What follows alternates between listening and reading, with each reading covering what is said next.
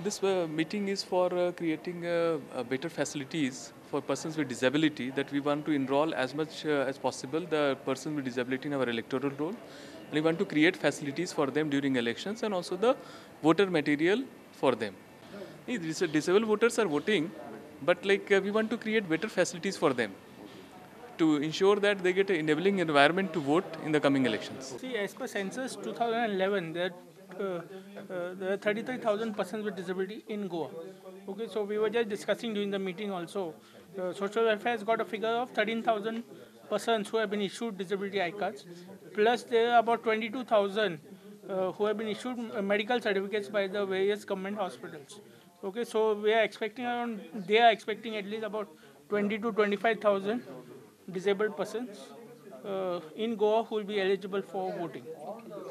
It was also decided to see that no disabled person is left without giving an opportunity to cast his vote. So there are different kinds of disabilities which were covered, like the orthopedic disabled, the hearing impaired, and the visually impaired, and the mentally challenged persons were discussed on how to reach out to each and every person with disability